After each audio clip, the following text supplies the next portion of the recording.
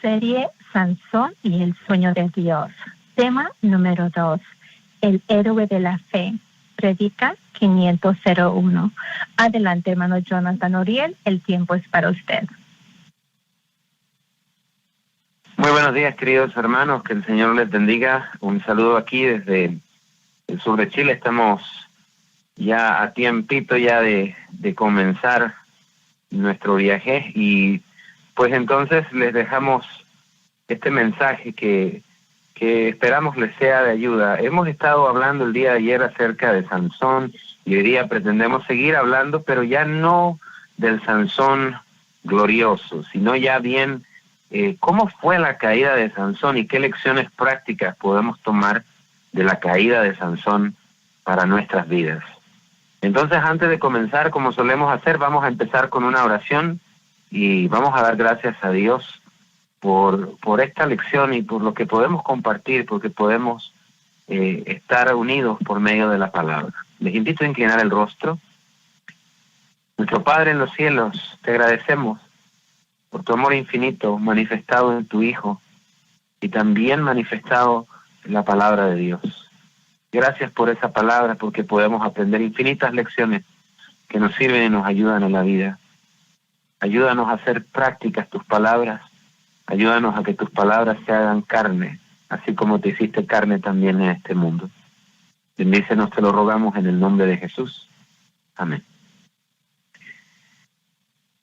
Dice el libro de Hebreos, específicamente el capítulo 11 y versículo 32.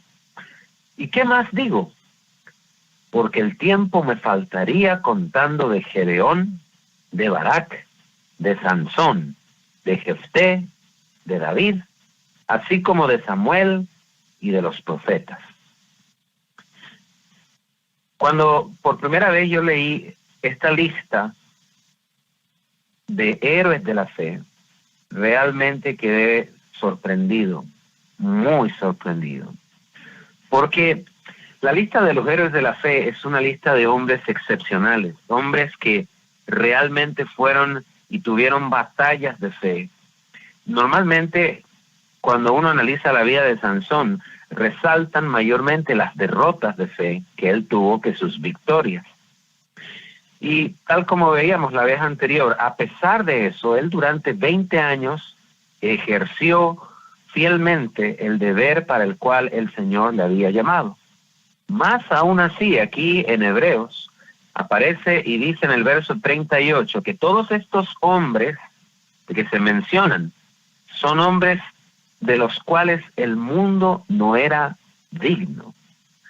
Hombres respetables, hombres renombrados. Cuando yo empecé a buscar, ¿y qué fue lo interesante o lo importante que hizo Sansón en su vida como para quedar registrado aquí en este libro, o por lo menos en esta lista de héroes de la fe? Me tuve que fijar directamente en el versículo 34, porque ahí dice que algunos de estos hombres apagaron fuegos impetuosos, otros evitaron el filo de espada, y otros sacaron fuerzas de debilidad. Esa fue precisamente la experiencia de Sansón. La gloria de Sansón no estuvo en la cúspide de su fortaleza como lo estuvo en la cúspide de su debilidad. Y saben, esas cosas llaman la atención porque el Señor siempre puede trabajar con los hombres cuando estos dudan de su propia fortaleza. Bien. Bueno, aparte de eso, hay cosas que sacar y lecciones importantes que tomar de la vida de Sansón. Pero como la Biblia se empeña más que nada en declararnos las malas historias, lo que no debemos hacer mirando la historia de Sansón, vamos también a analizar brevemente cómo fue la caída de Sansón, al menos en un aspecto, digamos, secuencial. En otro momento vamos a analizar específicamente cuál fue el peor pecado de Sansón. Bien, ¿cuál fue el peor pecado?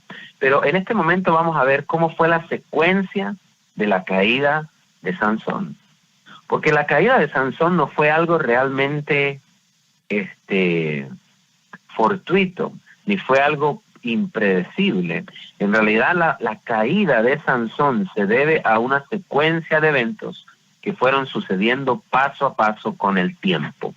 Ok, antes de comenzar les invito a que abran sus Biblias en el libro de Números, capítulo 6.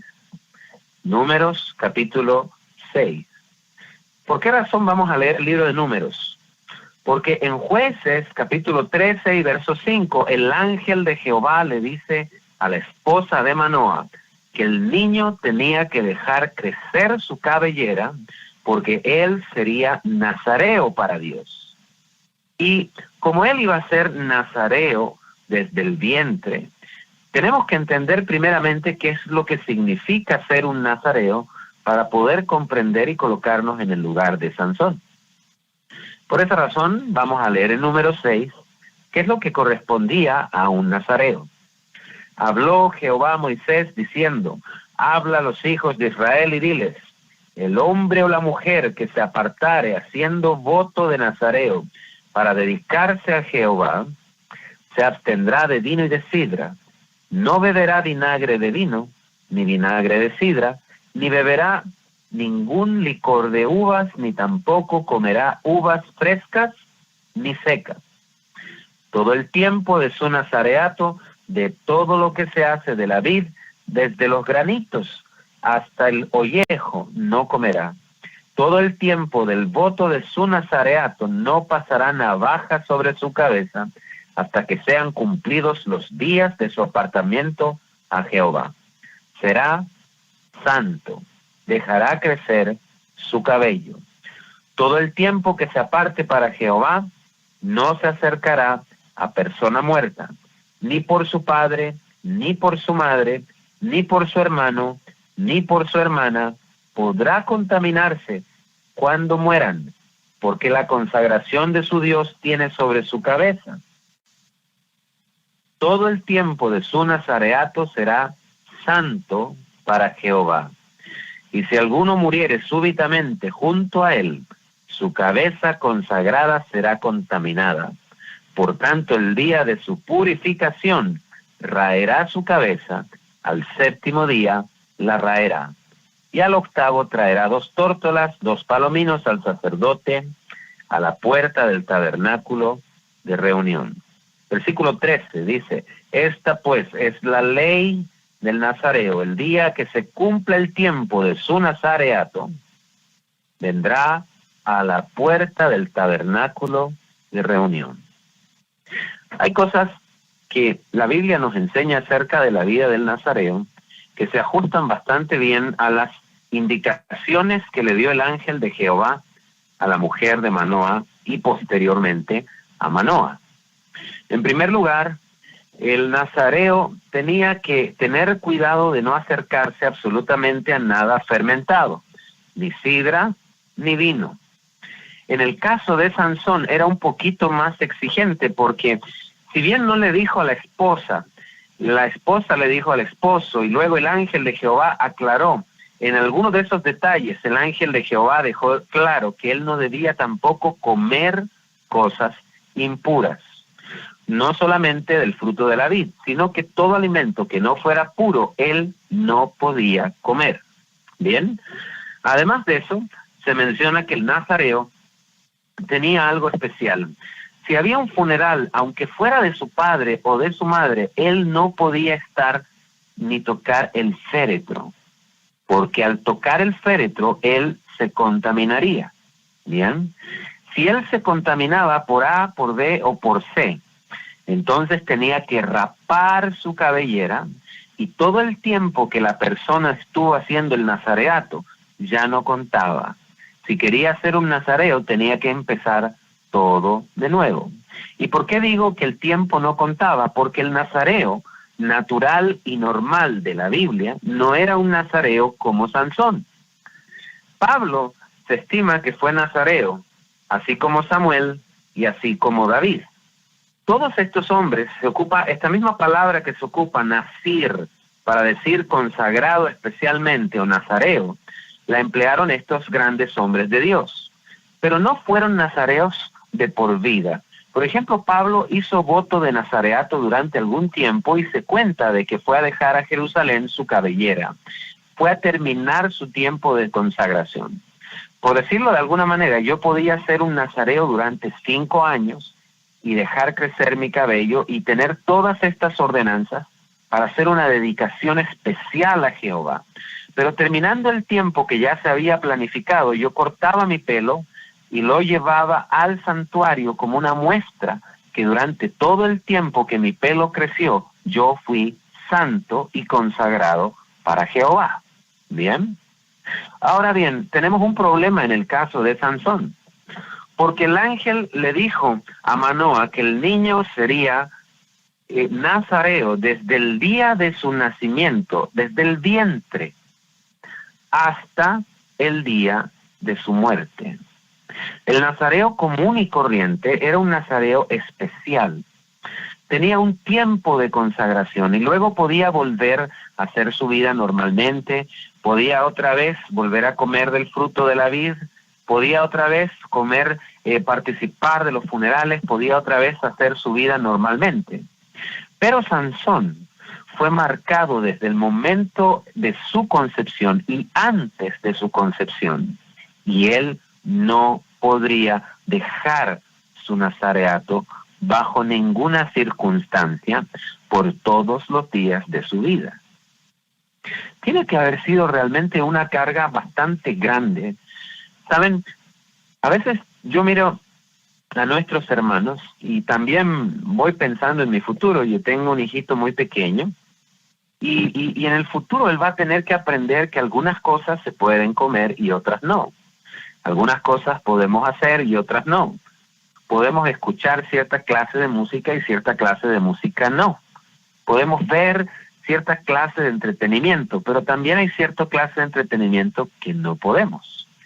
Es difícil a veces lograr esas batallas y lograr que un joven asimile de buena manera o que entienda y comprenda las razones y los porqués.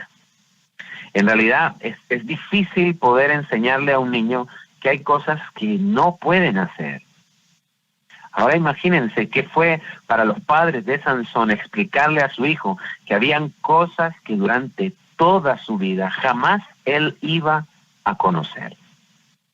Por lo menos no quiero tener una visión humanista, sino una visión bíblica de Sansón. Por eso es que estamos estudiando en la palabra del Señor. Pero sin embargo vale la pena hacerse estos cuestionamientos para poder entender un poco cómo debe haber sido el conflicto de este hombre, porque, ¿saben? Tenemos siempre esa tendencia a divinizar o satanizar a los personajes bíblicos, pero normalmente olvidamos que ellos eran tan hombres y pecadores como somos nosotros. Ok, ahora tenemos entonces a un joven nazareo, fue criado como nazareo, nunca podría dejar de ser un nazareo. Habían cosas que él no podía hacer y debía hacer. Esto es lo más importante de todo. Está bien que no comiera uvas ni nada fermentado ni cosas impuras, que se dejara crecer el cabello y también está bien que no pudiera tocar a sus muertos, ni siquiera si moría alguien al lado de él tenía que cortar su cabellera porque ya se había contaminado. Bien, pero había una cosa esencial que era más importante que todas las anteriores. Él, al ser un nazareo, era visiblemente a los ojos de cualquier persona, una persona santa y dedicada al servicio de Dios. Eso lo convertía en algo especial y algo difícil. ¿Saben? Con mi esposa nosotros llevamos hace varios años un ministerio de música. Eso significa que las vidas que nosotros tenemos comúnmente son vidas un poquitito más expuestas. Nosotros no somos personas muy conocidas ni muy famosas, pero sin embargo somos personas que tenemos un rango de conocimiento. Hay gente que nos conoce en un cierto rango. Y saben, predicar y cantar es algo complicado, porque cuando una persona se expone la mayoría de las personas se sienten en la libertad de opinar de la vida de uno. Normalmente esto pasa a los pastores, normalmente le pasa a los predicadores, normalmente a los líderes. Es interesante que a veces aún la gente del mundo que no asiste a una iglesia se siente con la libertad y el derecho de opinar cómo deberían ser los cristianos. Y los que son cristianos, aunque sean mediocres en su vida espiritual, normalmente sienten el derecho y el deber de cuestionar a la gente que es más visible. Bien, en el caso de Sansón, él era visible por todos lados. Simplemente al entrar en cualquier lugar, cualquier persona que viera las 7 trenzas que colgaban de su cabeza, iba a saber que él estaba consagrado al Señor. No necesitaba hablar, no necesitaba decirlo. Su sola apariencia tenía un letrero que decía santo, consagrado al Señor. Es importante, queridos hermanos, y este es un consejo. No estoy defendiendo a Sansón de ninguna forma ni nada de eso, pero es bueno de que nosotros siempre seamos prudentes en cuidar la honra de nuestros hermanos que son un poco más conocidos. Bien, es algo importante porque es terrible ser no solamente juzgado uno mismo, sino juzgada también la esposa y juzgada los hijos y juzgada la familia. La gente suele ser muy despiadada cuando juzga a otra persona y la otra persona no puede juzgarle a él. ¿Ok? En caso de Sansón, yo no sé cómo habrá sido, pero tal como decíamos la vez anterior, toda la gente quería ver a Sansón, y Sansón significa el hijo del sol. Estaban esperando que fuera un poderoso guerrero de Jehová, que levantara sus huestes y las llevara al fin de la batalla. Pero también sus padres esperaban que fuera su luz, su solecito, pequeño sol, el hijo del sol. Por otro lado, Sansón también significa el destructor, y todo el pueblo debe haber estado expectante y esperando el momento cuándo se va a revelar el destructor de los filisteos. ¿Dónde se va a levantar ese héroe que quebrará el yugo de los filisteos? Ahora bien, en vez de hacer eso, Sansón, a pesar de que creció con la ayuda del Espíritu Santo, tal cual como se lee en el libro de los Jueces, capítulo 13, tal cual como leímos la vez anterior, Sansón empezó a manifestar cierta rebeldía a los votos que les habían sido impuestos desde su nacimiento. Por esa razón, cuando vamos a Jueces, capítulo 14, verso 1, 2 en adelante, leemos el primer gran error que comete Sansón.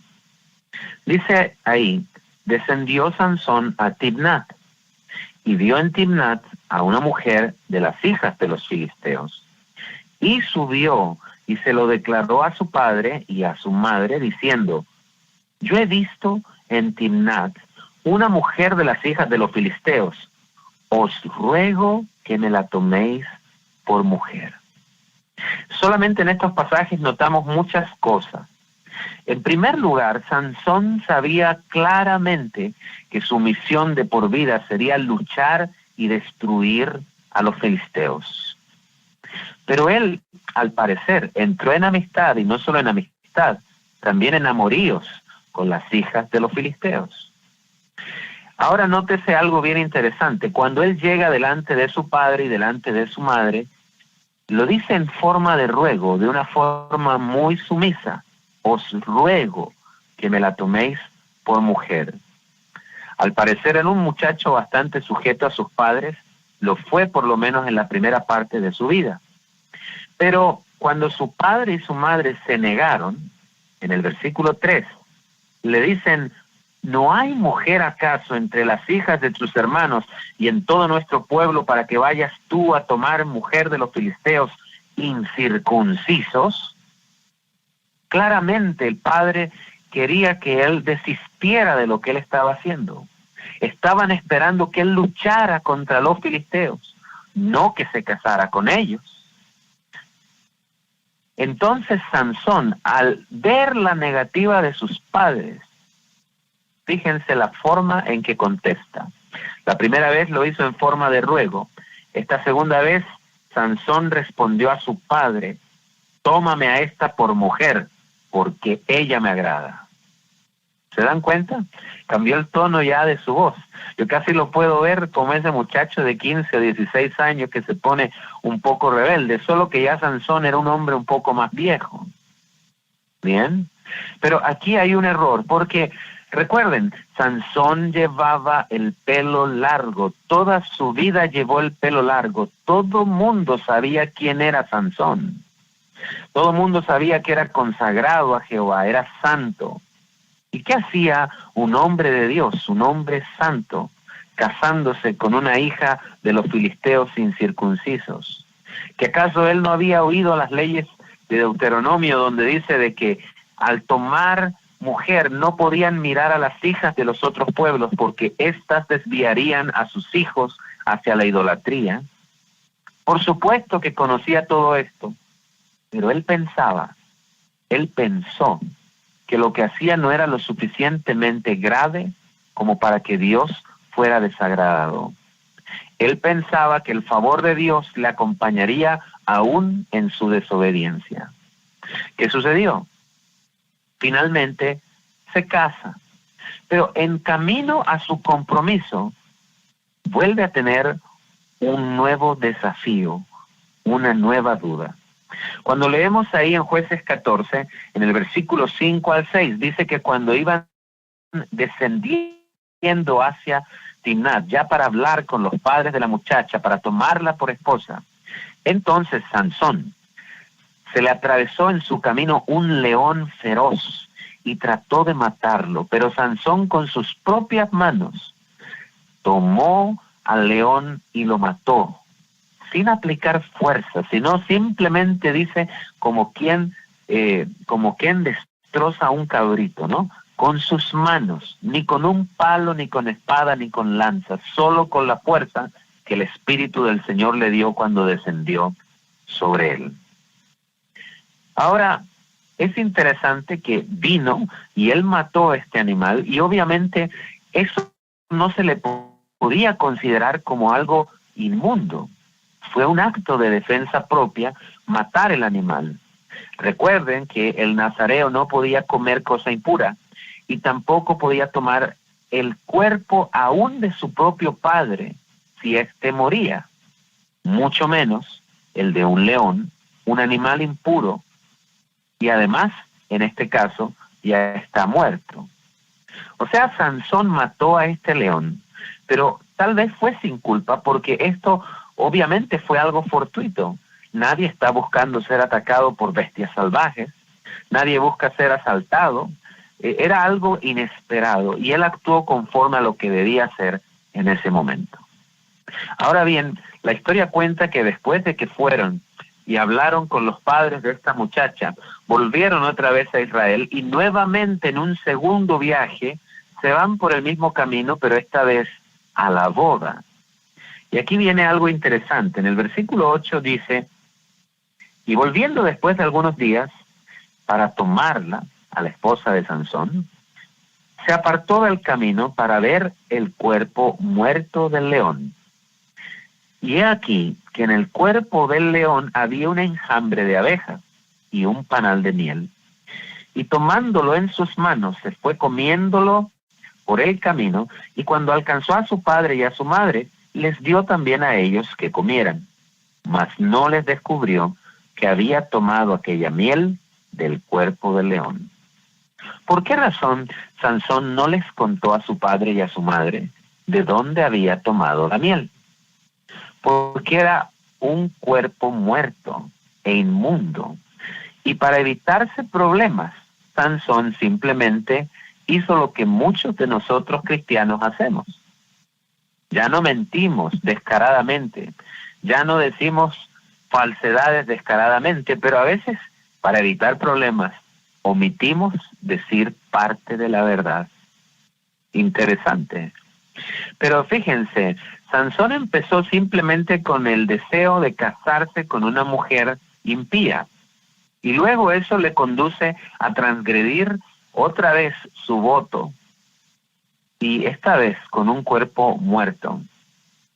Ahora en el versículo 10 dice lo siguiente: vino pues su padre a donde estaba la mujer, y Sansón hizo allí un banquete, porque así solían hacer los jóvenes. Muchas veces nosotros en nuestras iglesias hacemos ocasiones de comer, ¿no? Y es sabroso poder compartir en estos banquetes, estos compartir como nosotros le llamamos, ágape le llaman en otro lado, donde las hermanitas nos deleitan con esas cosas sabrosas que saben hacer y que el Señor les ha dado de hacer en sus manos. Es hermoso poder compartir con los hermanos, es algo sano hacer esa clase de compartir, es algo alegre, ¿verdad? Nos ayuda a compartir y a ser un poquito más cercanos, a tener más comunión.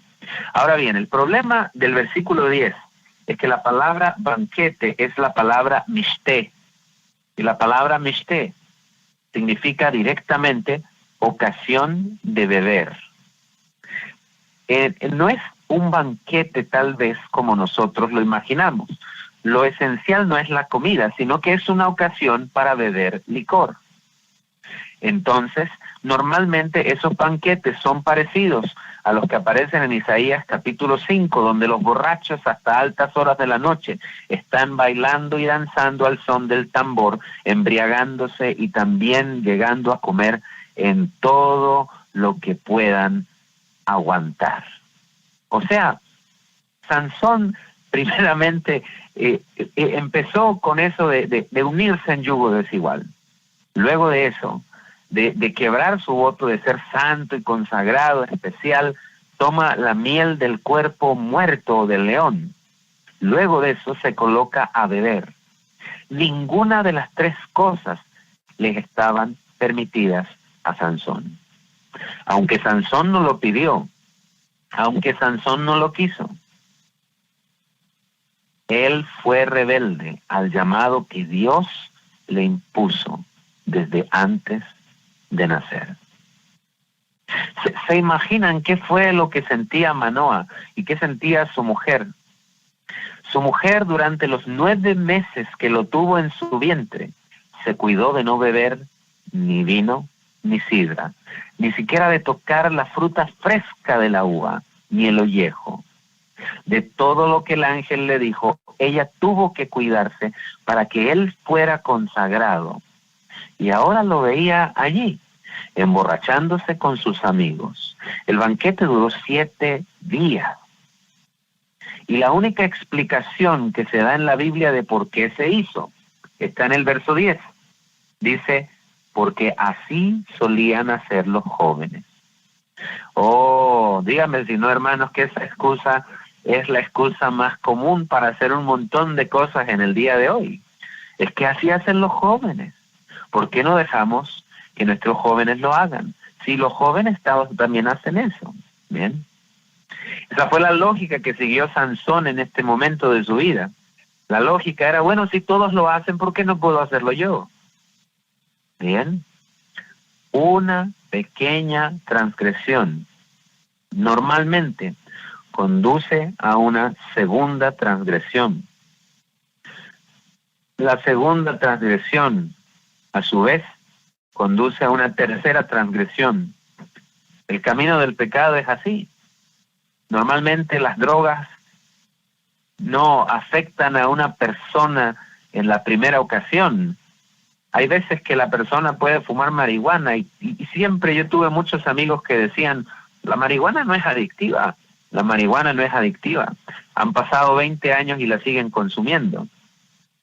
Y no solo eso, sino que empiezan con drogas pequeñas y terminan en drogas grandes. El pecado tiene una forma parecida. También nos hace adictos. También las dosis cada vez tienen que ser más grandes para satisfacer el límite del umbral de la satisfacción que hemos puesto en algún hábito o en alguna cosa.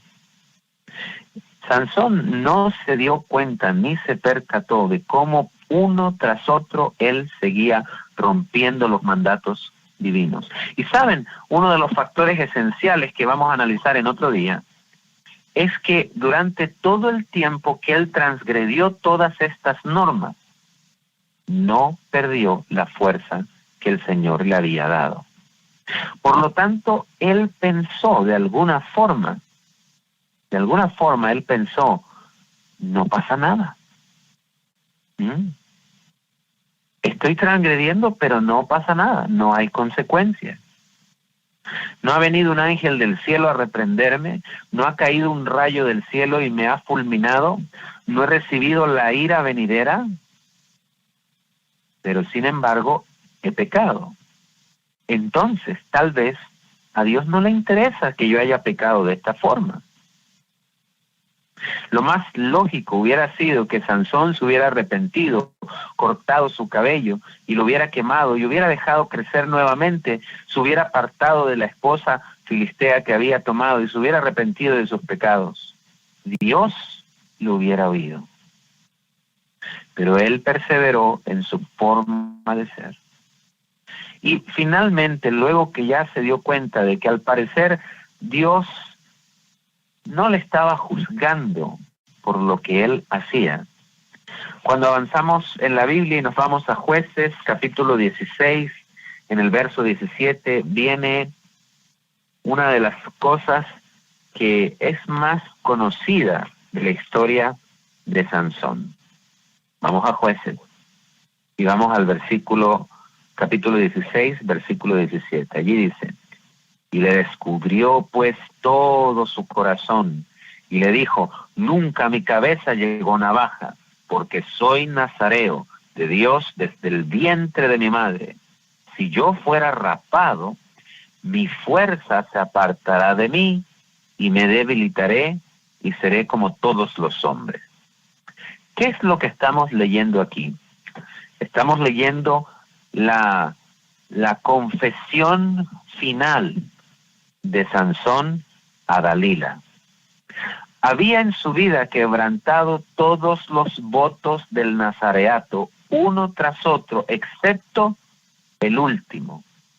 Él pensaba que aunque transgrediera todo lo demás, si no transgredía en cortarse el cabello, su fuerza seguiría estando en él. ¿Cuántas veces no jugamos y nuestros jóvenes no han jugado con el límite del pecado pensando lo mismo que Sansón? O sea, no importa lo que yo veo en televisión, no importa lo que yo escucho, no importa con quién me junto, no importa lo que yo haga durante toda la semana. Mientras yo vaya el día sábado a la iglesia es suficiente. Lamentablemente, cuando uno es flaco en una cosa, es flaco también en otra. Cuando uno es consecuente en una cosa, tiende a ser consecuente en otra. Pero Sansón tenía una cobertura de fariseísmo.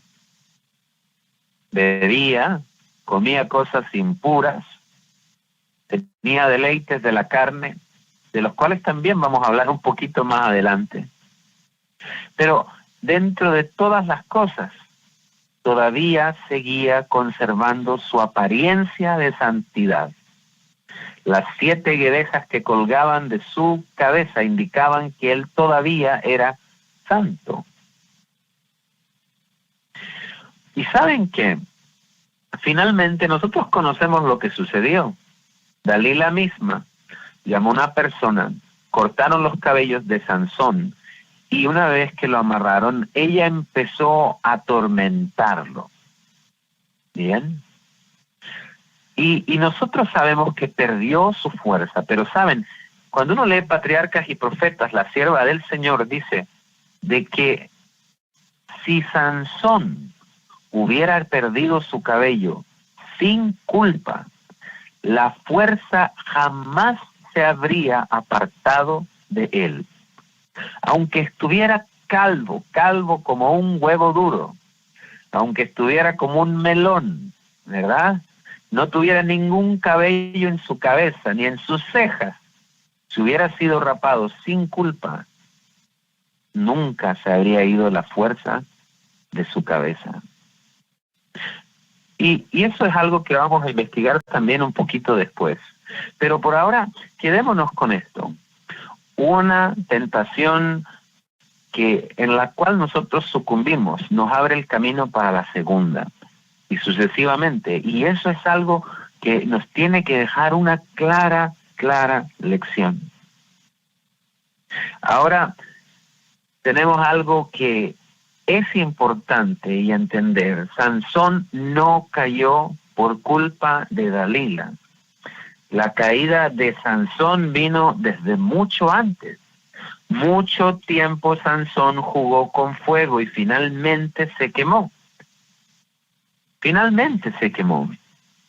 Ahora bien, permaneció calvo durante algún tiempo y el Espíritu de Jehová, al parecer, se había apartado de él. Mas en la misericordia divina, su cabello empezó a crecer. La Biblia empieza a mencionar este detalle, pero no es un detalle ajeno a los propósitos divinos. ¿Qué significa que después de preso y ciego y encadenado y siendo el payaso y el juguete de los filisteos, qué significa que a pesar de todas esas cosas empezó nuevamente a crecer su cabello? Para eso tenemos que leer en Jueces capítulo 13, versículo 7. Allí dice: porque este niño será nazareo de Dios desde su nacimiento hasta el día de su muerte. Mientras Sansón tuviera vida, había esperanza. Podía reconsagrarse al Señor. Podía reentregar su vida a Dios. Podía dejar su camino en las manos del Señor y volver a comenzar mientras tuviera vida. Todos nosotros tenemos un tiempo de gracia, que es un tiempo de gracia que nos acompaña hasta el día de la muerte, a excepción de los que adelantan su tiempo de gracia, cometiendo el pecado contra el Espíritu Santo. Todos los demás tenemos gracia hasta el día de nuestra muerte, a no ser que nos pille también el juicio de los vivos. Pero Sansón estaba lejos del juicio de los vivos en su tiempo. Por lo tanto, hasta el día de su muerte, él podía reconsagrarse, reencontrar su propósito en la vida y otra vez levantarse en las manos de Dios. Querido hermano, querida hermana, esto nos deja esperanza. ¿Cuántos de nosotros no hemos perdido algún amigo, algún hijo, algún hermano, algún primo, que en algún momento estuvo en los caminos del Señor y ya no está? Díganme si no nos da esperanza la historia de Sansón. Aún en el último momento de su vida, es posible que ellos encuentren la gloria de Dios, puedan ser perdonados, puedan alcanzar misericordia. Pablo dice, hay algunos que edifican para Dios con oro y con plata. Hay otros que edifican con madera. Hay otros que edifican con piedra. Hay otros que edifican con paja y heno. Hay otros que edifican con hojarasca. ¿Bien? Él se refiere a la edificación del carácter. Hay quienes durante toda su vida llevan una vida de consagración. Bien, hay gente que pudiendo llevar una vida completamente de consagración toda su vida, ha caído. Pero eso significa que aún puede levantarse, aunque hayamos fracasado, podemos volver a levantarnos. En el Señor podemos hacerlo. Él dice incluso, y la expresión que se ocupa Pablo para poder decirlo, él dice que aún por fuego van a pasar y van a llegar sin nada al reino de los cielos. Van a oler a humo del incendio. Pero aún así, hay quienes van a poder encontrar la gloria arrebatados del infierno. Por esa razón, queridos hermanos, nunca cesemos de amar, nunca cesemos de llamar, nunca cesemos de convocar a los que se han apartado de la fe. Nunca perdamos la esperanza, jamás, porque el Señor puede convertir a gente que ha tomado esta escalera hacia el mal y puede volverlos a retornar en su estado original. Saben, hay cosas que pasaron en la vida de Sansón que marcan mucho. Él descendió peldaño tras peldaño por la escalera que lleva hacia el infierno, pero en su ceguera y en el tiempo en que fue cautivo, el dolor fue el maestro, el mejor maestro que le enseñó a Sansón cómo volver a subir por los mismos peldaños que él descendió. Así que nos queda una segunda lección. La primera lección era el sueño de Dios. Dios tiene un propósito para nosotros y lo va a cumplir si nosotros lo permitimos. Y aunque hayamos fracasado, el Señor puede enderezar un plan para que cumplamos su voluntad a pesar de los errores que hemos cometido. En este segundo capítulo nosotros estamos analizando lo peligroso que es jugar con el pecado. Una pequeña transgresión nos lleva a otra y esa nos lleva a otra y finalmente podemos terminar ciegos como Sansón. Mas, sin embargo, todavía existe la esperanza. Y eso es lo que yo quiero dejarles como para meditar este día, que tengamos esperanza, que seamos benignos, que no dejemos de orar por ese esposo, por ese hijo, no dejemos orar por ese hermano, no dejemos de orar por ellos, no los demos por perdidos, no los demos por perdidos. Eso significa la fatuidad, ¿no? El Señor decía, ¿verdad?, en su palabra, de que ninguno puede llamar a su hermano raca, ¿no? O fatuo. Estas palabras significan digno del infierno. Tengamos esperanza, queridos hermanos. Les invito a orar. Padre bueno que estás en el cielo, te agradecemos profundamente por tu amor y tu misericordia. Y porque nos enseñas también a tener misericordia. Gracias, Señor, por dejar tu palabra y por dejar en tu palabra no héroes ficticios, no personajes como los superhéroes que inventa el mundo, sino personas humanas, pecadores de carne y de hueso, personas con pasiones semejantes a las nuestras. Permítenos vencer en los triunfos de esos grandes hombres de Dios y permítenos no caer en las derrotas que ellos cayeron. Ayúdanos a tomar al llamado y bendícenos en el nombre de Jesús. Amén.